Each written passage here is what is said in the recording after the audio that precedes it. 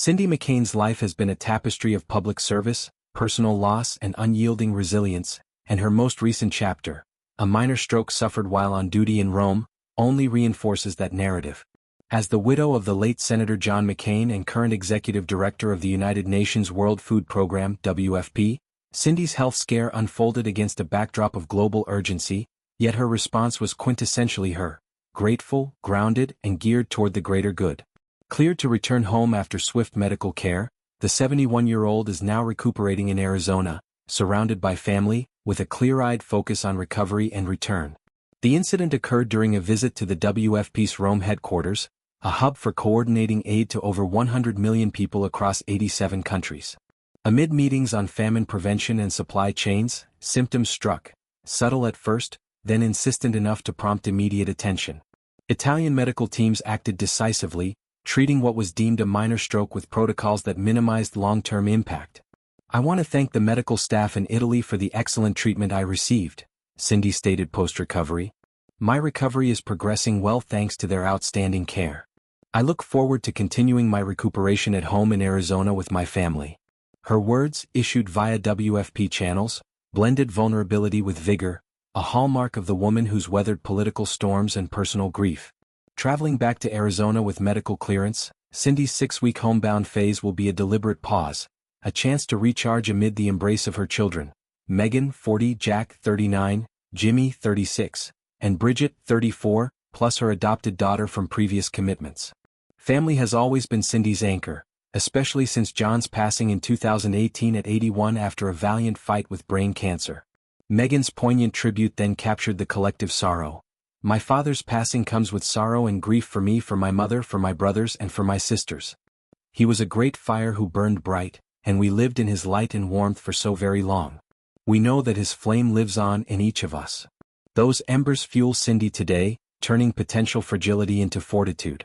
Yet even in repose, Cindy's mind drifts to mission.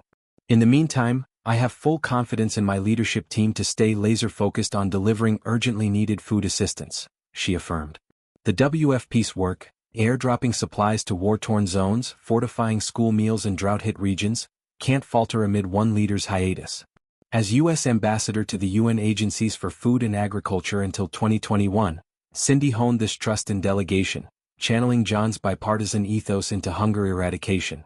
"The fight against hunger has never been more critical, and I am incredibly proud of the work our teams do every day," she continued.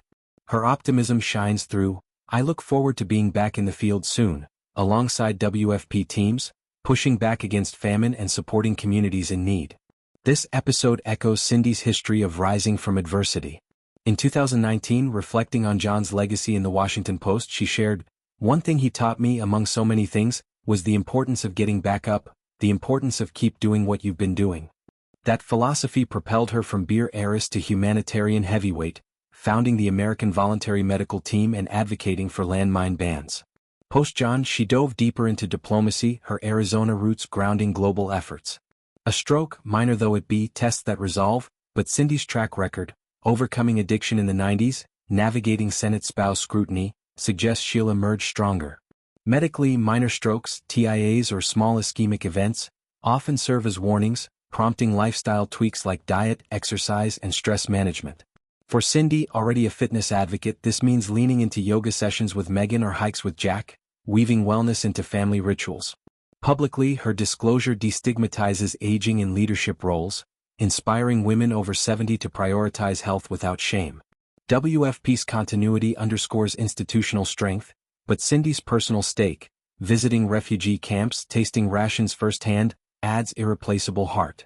Looking ahead, her return promises amplified impact. With climate crises exacerbating famines, Cindy's voice, honed in Senate hearings and UN halls, will rally donors and policymakers. John's flame indeed lives on, in her unbowed spirit and the lives she touches. A stroke may pause the march, but for Cindy McCain, it's merely a step in a lifelong cadence of service, proving that true leaders don't just endure, they endure to uplift.